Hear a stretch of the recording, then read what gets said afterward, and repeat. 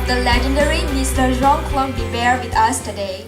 Mr. Biver is the current chairman of Hublot Watch, and back in the 1980s, with his leadership, he single-handedly saved the Swiss watchmaking industry from the quartz movement. Mr. Biver is also extremely well known for his innovation, turning a watch into an art piece. He's the first in the industry to combine precious metals with rubber and other materials, revolutionizing the watchmaking industry.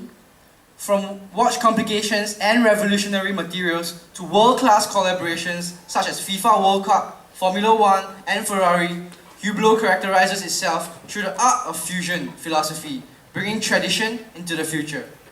Today, the chairman of Hublot and veteran of Swiss watchmaking industry, Mr. Jean-Claude Biver, has come to Singapore Polytechnic to share with us his vast knowledge and experience on the topic "No Innovation, No Future," and to reveal the success to the development of luxury in the current global economy. Without further ado, let's put our hands together and welcome the savior of Hublot, the living legend himself, Mr. Jean-Claude Biver. Very much. I'm very pleased to be here, and I'm very pleased already to tell you that we did a big mistake.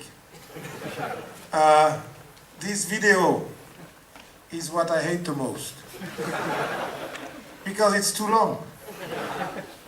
Please never do a video more than 3 minutes. Never write a concept to your boss that takes more space than this on a page. Because as soon as you write more, you don't know anymore what you say. So any concept should be able to be explained in 3, eventually 5 phrases. That's it. So the video really makes me mad that I have been 10 years at Hublot, and that these idiots do still videos like that. It's the Hublot TV department, and they believe the more they show, the better it is. No, it's the contrary. It's more difficult to say in 3 minutes what you could say in 8. But they don't respect us, because they say these idiots, they can watch that during 10 minutes. The respect is to make it short and very precise. Do you see, important is that you can detect the mistakes. The mistake is the first learning process of the human being. No mistakes, no activity. Bad managers, I recommend them to sleep till 3 o'clock in the afternoon, because only when they sleep, they do no mistakes.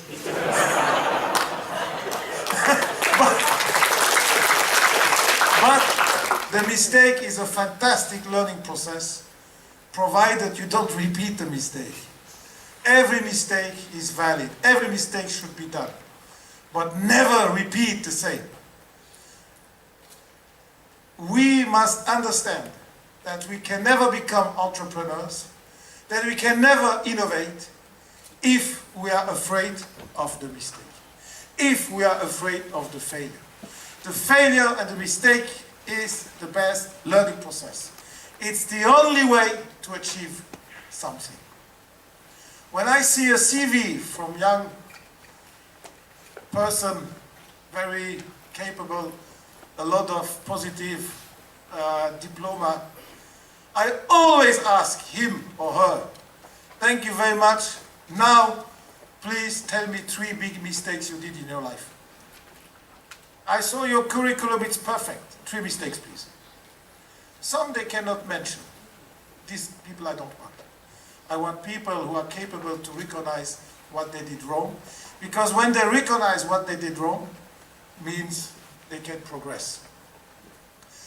An entrepreneur is somebody who innovates. Innovation is not only in the research and development department. Innovation is a mindset. It's an attitude versus life. The baby, you are born a baby. The baby innovates. It's the first thing he does when he comes on planet Earth. Innovation belongs to us. We are born to innovate. The innovation is the process of the human being.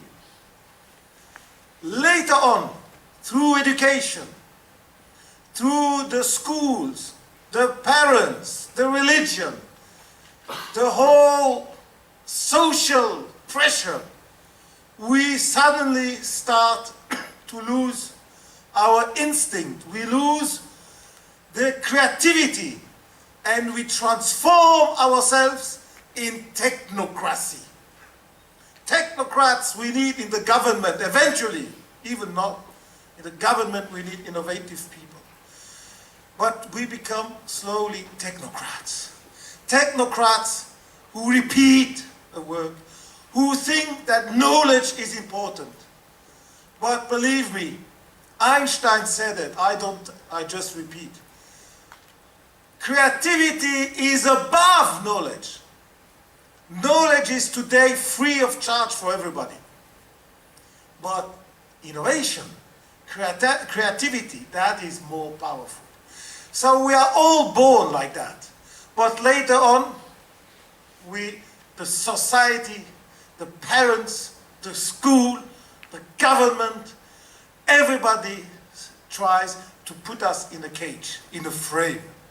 And the frame population is easier to manage than a lot of creative people. And we have to learn to come back to creativity. Picasso, you know, he was a French painter. He said, it took me 60 years to get young again. It took him 60 years to find back the creativity he had when he was a child. And when you look at the paintings of a child, there is so much instinct, so much creativity. And that is all in you. You all owe it. It's all yours. It's your treasury. And you must never lose it. Let technocracy come in. Let knowledge come in. But store it on the left side. And keep your creativity on the right side. And every time, take your creativity, bam, and put it on top of knowledge. And the more you know, the higher your creativity will be. So knowledge is the first stage. But then, creativity must be put on top of it. I speak like that because I want to speak to students. I want to speak to students who want to achieve something. I want to speak to students who want to become creative, which means entrepreneur. Entrepreneur, as I said, is a creator. An entrepreneur is a person that is not afraid to fail. I know it's easy for me to say, but you have seen, I just made a mistake. I didn't check the video that came in. I have daily failures. Every day I do something wrong on my team. But if my team does wrong, it's the same as if it would be me. I cannot dissociate myself from the team. I am the team is me. So when the team does wrong, it's me who made wrong. I should have control. The failure needs, the mistakes needs to be forgiven. Because if we cannot forgive the mistakes, we will all be frightened and we will not do any mistakes anymore. And when we do no mistakes anymore, we are sleeping or we are not active. Or we work in a system where you just have to follow instructions. If not, we have to do mistakes because we want to be active. For students, it's difficult because you have been framed and one day you must get out and get back to you. Get back to you with all this knowledge and get back to school. After school, you start to study, I say. Because while you are at school, you don't need to study, you don't need to learn, Because every day the learning gets into your body. The teacher comes with a drink this, and knowledge comes in. So, you don't need to learn. But the day there is no teacher to give you the daily drink of knowledge, what will you do? If you start to believe that you know, then you are lost. Because that's exactly the day where you don't know. When you have finished to study, the learning process starts. From that day on, you will have to learn. To learn how to learn. And that's the tragedy. We let kids going out of school without having taught them how to learn once they have left school. And the most important learning process comes after school. And that's where you will become wise, through learning. Learning makes you rich. Every time you learn, you get richer.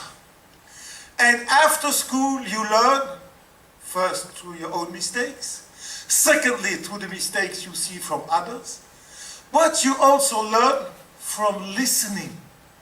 You will learn from looking. You will learn from your team. The day you believe you know, the day you think you have to conduct as a dictator your team, the learning process is gone. And you will be alone. And alone, you are nobody. We are only somebody if we are part of a chain. And whatever you are, if you are entrepreneur, you must be the head of the chain, but you must create a chain. You must create a team with you. An entrepreneur that is alone can be an artist, that's great. Artists are very creative, why not? But you are not in a polytechnic school to go back to the forest, to the jungle and to make pictures. You have probably a career profile or ambition. So remember, you will need a team. You will have to conduct a team. You will have to manage a team. You will have to motivate a team. You will have to share with a team. You will have to respect the team. You will have to forgive the mistakes of the team. That is the real value of an entrepreneur. And that is how the first steps of innovation, creativity starts. That's already creative. To build a team is a creation. To keep the team is a creation. To enrich the team is a creation. To share with a team is a creation. So creativity is not in making a great design for a new watch. Of course, that's also creativity. But creativity is a much larger thing. Creativity is life. Life is creative. Nature is creative. Animals are creative. With no creation, no life. Life would stop if plants would stop being creative. Plants can only survive due to creation. Their creativity keeps them in life. Animals have transformed. That's how they stayed alive. And the animals that have not transformed, that were not creative, they died. So the creativity is everywhere, in every aspect, in every second of your life. And when life is creativity, then life starts to be beautiful. Because you are the master of life. You are conducting your life. You are managing time. Time is on your side. Time is yours. Wow. Then life starts.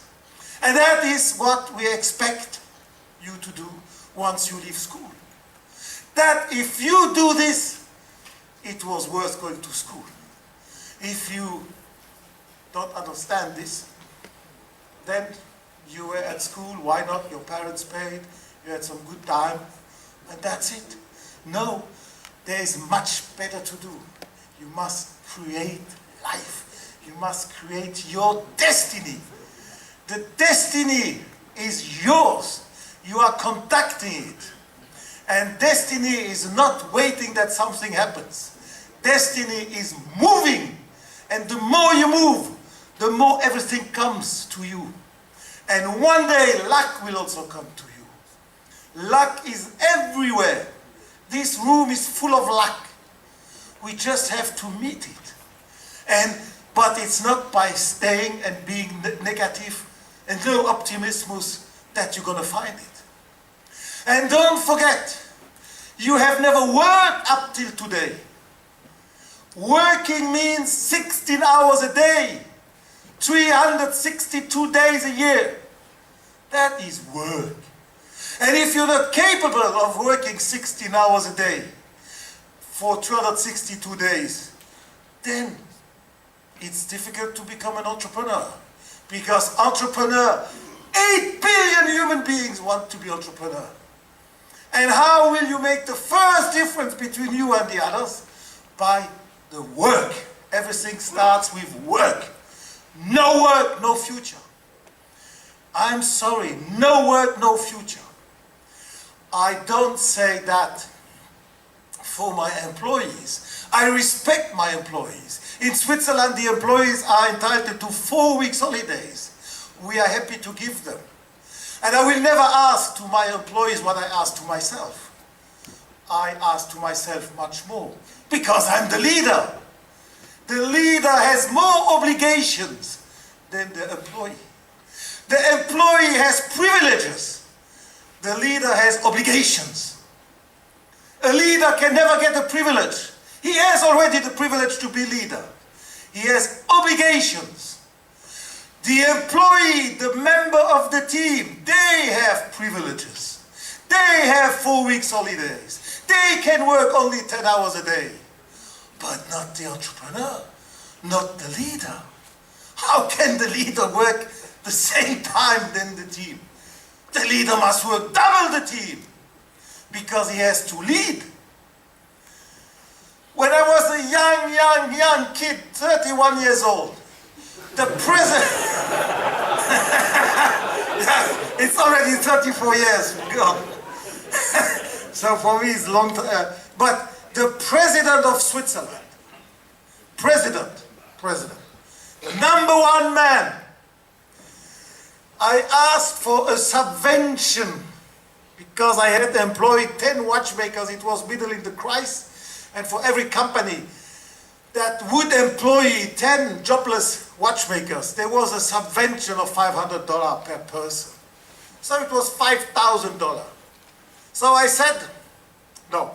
People said to me, apply for that. It's $5,000. They give it to you.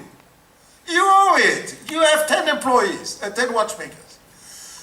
I wrote the application. It came back an invitation to go to the minister and the one who was in charge of this this subvention. And it was the president of Switzerland, because in Switzerland to be president is not a job. It's among his job. We don't have professionals. Now a little bit more, but in those days he was president, but he was also other functions, and he was the president of the National Bank. And the National Bank was the one who was giving the subvention. And as president of the National Bank, he was there and gave me an appointment. At what time did I get the appointment? At 5 o'clock in the morning. Why? He asked me, why are you here at 5? I said, for the subvention, Mr. President. He said, no way. You are here at 5 o'clock because you are an entrepreneur. And you are here at 5 o'clock because from today on, you're going to work 2 hours more than your competition. Because competition starts at 7. I said, wow. Yes, and only for 300 days per year. I don't ask you 362. 300 days per year, you're going to work 2 hours more. That is how much, Mr. Biver? I said, 300 days, every day, 2 hours, that's 600 hours. Right! And competition works 40 hours per week. That's how many weeks? 600 hours divided by 40, 15 weeks. And that's how many months? 4 months. So if you work 2 more hours per day, you catch up 4 months on your competition. I said I'm going to work 4 hours more. So that 31-year-old president of Switzerland talks to young men. And then he said, subvention, I can do nothing for you. You cannot get, you're not entitled. I said, why? Because we give money if you reinsert watchmakers into another job. Because we have to transform these poor watchmakers who have no job into micromechanic. And you have not done this, you have just employed watchmakers. We want watchmaker to learn a new job. And for that learning process, we give 500 per person. Not for somebody who employs a watchmaker. So I left at 5. I had no subvention, but I had the best advice of my life. From there on, I never started after 5. And when I had a lot of competition to fight, I started sometimes at 3 and sometimes at 1:30 in the morning. And when you start at 1:30 or 3 o'clock in the morning, and everybody sleeps and you work, you only regret when it's 7, you say, now they get up. Now I no more gaining. Now I'm like the others. And you only dream that tomorrow again you can start. There is nothing better to work when others are sleeping. But the problem is competition is not sleeping. They have also learned to learn. And they have also learned to work. So that is my advice to you. Don't be afraid of work. Work is your first asset. And work can only be done with your body. And your body is the biggest asset. You must respect your body. You must train your body. Like these sports guys. Because the body will transport your brain. And your brain will be free if the body is safe. Don't be afraid of failures. Have courage. Have the courage to say, guys, I did wrong. Wow, we are not 100% in the right direction. But I can feel if we do 40 degrees left, we will be right. And then you go 40 degrees left. And a few weeks later, you say, we have to go back 20 degrees right. And that's how you come to the future. That's how you make a vision become real. There is no vision that is right like this. It's impossible. All this is creativity. You see, and all this creativity is in your brain, is in your body, is in your soul, is in your guts. You must just get it out of you and take life and say, now I am master. I will conduct my future. I will make my destiny. That is for me creativity. And that is for me the most important creativity. Creativity is also to refuse the past. So many times have we been used to that the past is the rule. The past was the rule. And the past never repeats the same. It repeats similar, but never the same.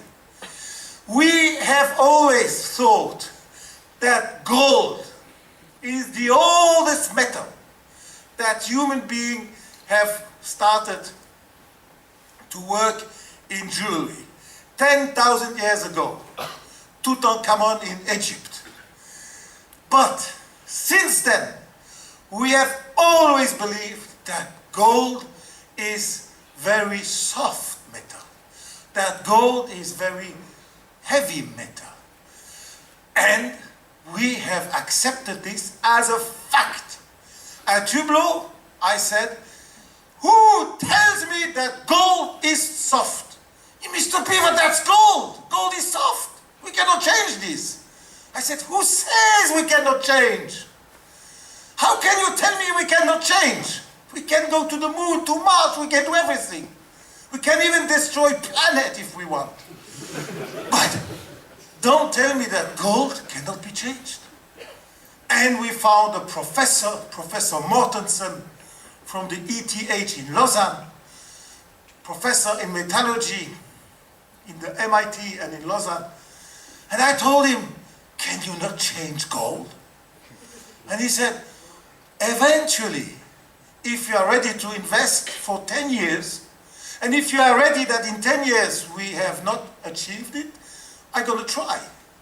We tried to transform 18-karat gold, and 5 years later, we invented the first 18-karat gold in history after 10,000 years, the first 18-karat gold, non-scratchable. You can buy a wedding ring, and you can divorce 3 times, it will still be, it will still be polished.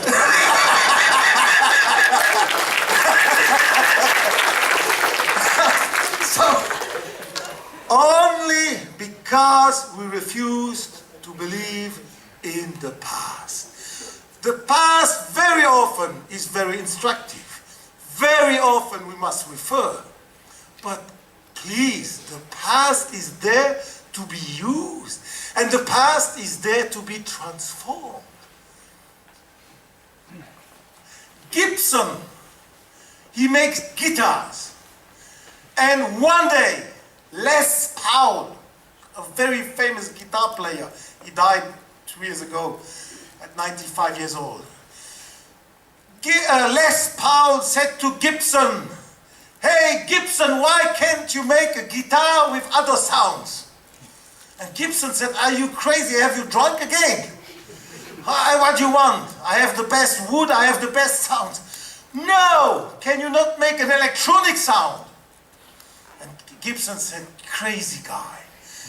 But he was a very close friend to Les Paul. And he said, okay Les, I'm gonna try. And what did Gibson do? He connected old Spanish guitar to amplifier to electronic. And once he had connected, Les Paul came and he started to play. Wow! And it was still a guitar, but with new sounds. These new sounds, through the electronic guitar, has given birth to new music. All this American music, all the rock and roll, Beatles and everybody, would not exist without electronic guitar. It was the idea of Les Paul to say, please transform me this Spanish guitar into a guitar with other sounds. It was past, because the guitar still looked like a guitar, but it was future, because they had connected yesterday to tomorrow. And when you connect yesterday to tomorrow, that's life. If you are dead, you cannot connect anymore to tomorrow. Tomorrow is gone. So a life means the possibility to connect yesterday with tomorrow. And if you take part of yesterday, which you know, and part of tomorrow, which is your creativity, your imagination, then you create life. That's life. And that is what you are going to do. And that's why you are here at that school. And when that school can teach you this, then if you do 3.6, 3.9, who cares? Nobody. When I say that to my wife, she said, don't tell the kids. I say, yes, they must know that it doesn't matter.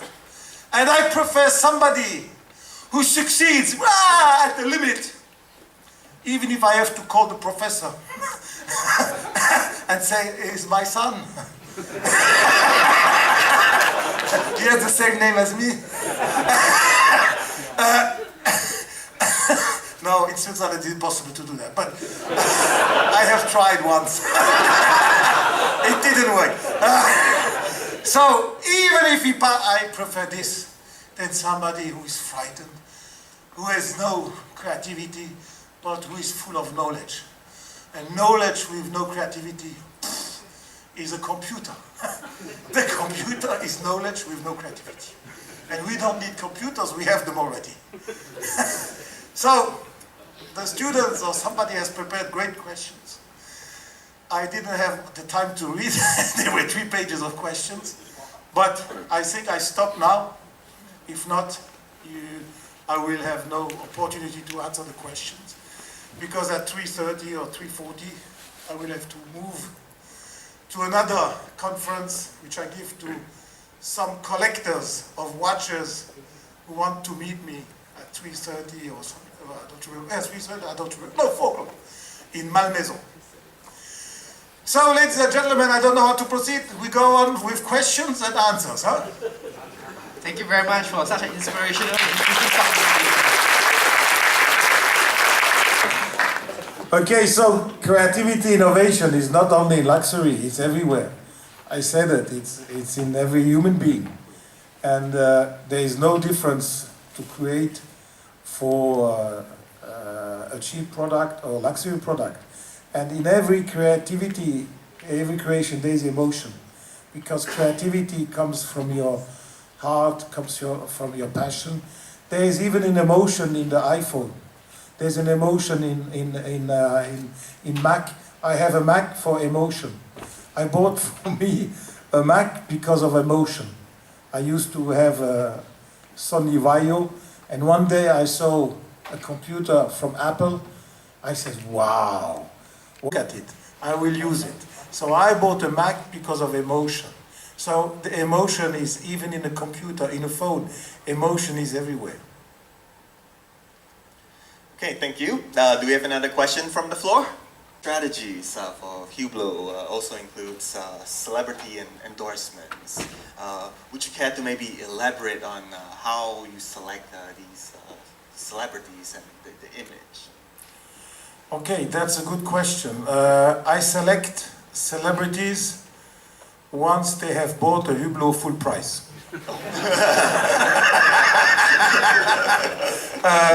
Because you should never give a watch to a celebrity.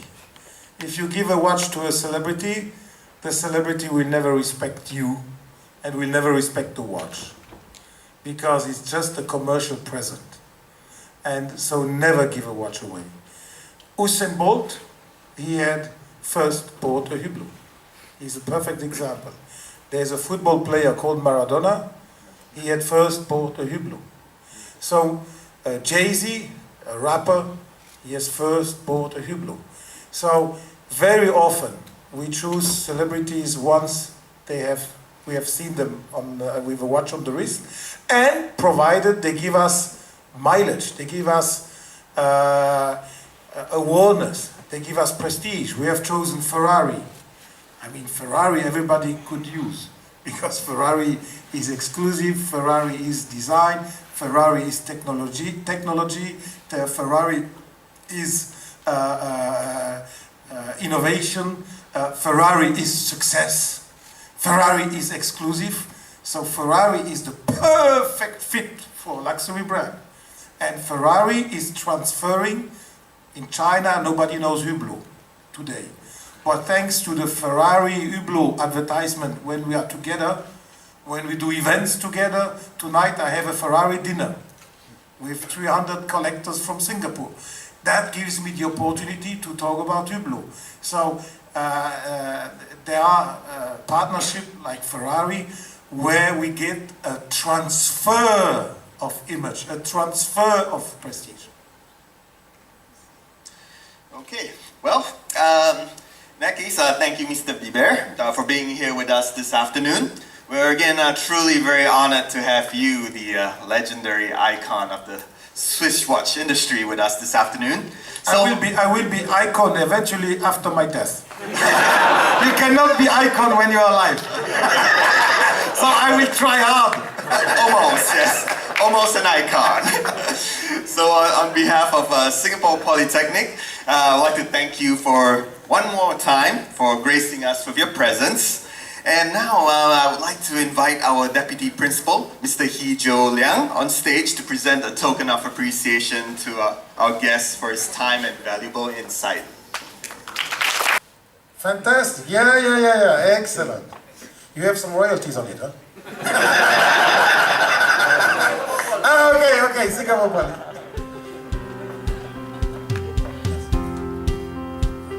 Okay, so thank you very much.